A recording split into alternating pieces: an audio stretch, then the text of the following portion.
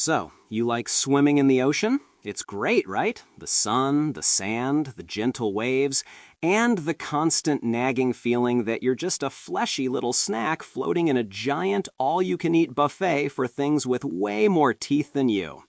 The ocean is like a landlord who seems cool at first, but the lease agreement has a tiny little clause that says he can eat you at any time. No deposit back. Let's start with a nice relaxing scuba trip. Picture this: Costa Rica, Cocos Island. A group of tourists are on a dive. Among them is Rohina, an experienced diver. They're led by Jimenez, a 26-year-old dive master who knows these waters like the back of his hand. They have a lovely dive, see some fish, some coral, all the good stuff. Now it's time to go up. But first, the safety stop. It's a mandatory 3-minute pause about 15 feet below the surface. You just hang out, let your body decompress, and, try not to look too much like a seal. Rohina and Jimenez are a little bit away from the main group when, out of the deep blue, a 10-foot tiger shark appears. Now, Jimenez is a pro. He sees the shark, gets between it and Rohina, and starts trying to scare it off. He's kicking his fins, making a commotion, basically doing the underwater equivalent of yelling, "Hey, get out of here, you!" But this shark was not impressed.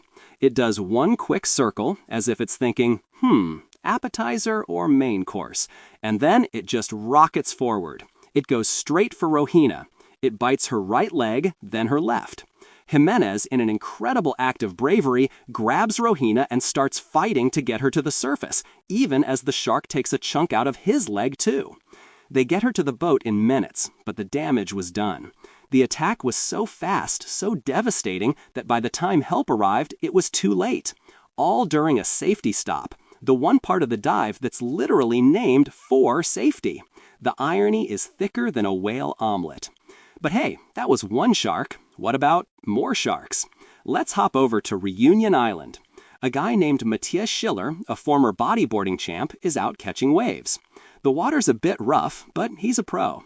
He's about 80 yards from shore when a shadow comes up from below. A big one. A tiger or bull shark, it doesn't really matter. They're both the ocean's bouncers, and you're not on the list. The first bite is catastrophic, taking his leg. Matthias screams for help. And you know what answers a scream for help in the ocean? More sharks. The blood in the water is basically a dinner bell. 2 more sharks show up, turning a horrible attack into a full-blown feeding frenzy.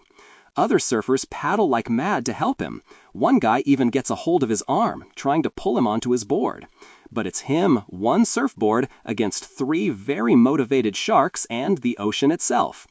In the struggle, another shark hits him, pulling him under for good. His body was never found. Okay, sharks are jerks. We get it. They're the bad boys of the sea. But what about the gentle giants? The big, smart, black and white pandas of the ocean? Killer whales. Although they prefer to be called orcas. It's better for their public image. Let's go to Loro Parque in Spain. It's Christmas time. A 29-year-old trainer named Alexis Martinez is in the pool rehearsing the holiday show with a 14,000-pound male orca named Cato. That's 7 tons of I do what I want. At first, everything's going fine. Cato is doing his jumps, his flips, he's hitting his marks. But then his mood changes. He starts ignoring Alexis's signals. It's like he's suddenly got a case of the Mondays. Alexis gives the signal for a simple rolling maneuver. Cato looks at him and seems to decide, you know what? No. Instead of rolling, he dives deep, comes up underneath Alexis like a torpedo, and slams into his chest. The other trainers heard the impact from the side of the pool. Cato then grabs Alexis in his mouth and holds him underwater.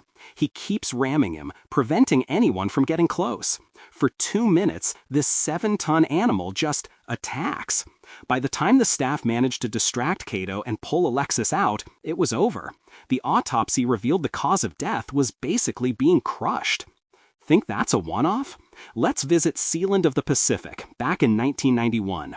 Meet Kelty Byrne, a 20-year-old marine biology student working part-time. She's at the end of a show with 3 orcas. The biggest one is a male you may have heard of, Tilikum. Kelty is cleaning up by the pool when her foot slips on the wet surface and she falls in. Instantly, the three orcas stop what they're doing and converge on her. Tilikum grabs her foot. Kelty was a strong swimmer, but she couldn't get away. The orcas started playing with her, like a toy. They'd pull her under, let her surface just long enough to scream for help, and then drag her back down. The staff threw a life ring. She grabbed it twice, but the whales just pulled her away. They weren't being aggressive in a "I'm going to eat you" way, they were just tossing her around. The problem is, when your playmates weigh several tons, the game is always fatal. It took over 2 hours for the staff to finally corral the whales so they could recover her body. So, we've had sharks who are hungry, sharks who are opportunistic, and orcas who are apparently just having a really bad day at the office. But let's go back to sharks for the grand finale, the final boss of ocean encounters. We're in Mexico, just last year. A 53-year-old commercial diver named Manuel Lopez is out harvesting scallops. This guy is a veteran, 20 years in the business. He's in water that's only 9 feet deep. 9 feet! That's basically a puddle. There had been reports of a massive 19-foot great white in the area, but hey, it's a big ocean, right? Manuel is on the seafloor, minding his own business, prying scallops off rocks. His friends are in the boat just 30 feet away, watching his bubbles.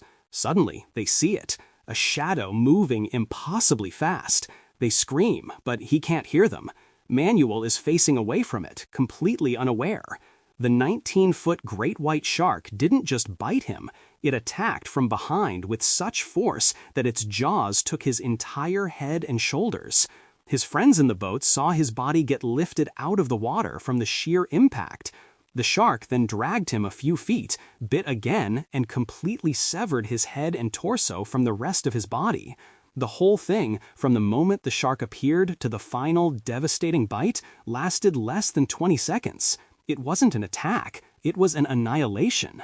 So what's the lesson here? Is it that sharks are evil? That orcas are secretly plotting world domination?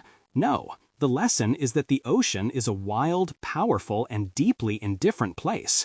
We can visit, we can swim, we can surf, but we have to remember we are just guests in a world that operates on a much older, much more brutal set of rules. And sometimes the locals just aren't happy to see you. If you want to dive into more stories like this, make sure to subscribe and hit that bell. And let us know in the comments what piece of history you'd like us to oversimplify next. Stay safe out there, and maybe stick to the pool.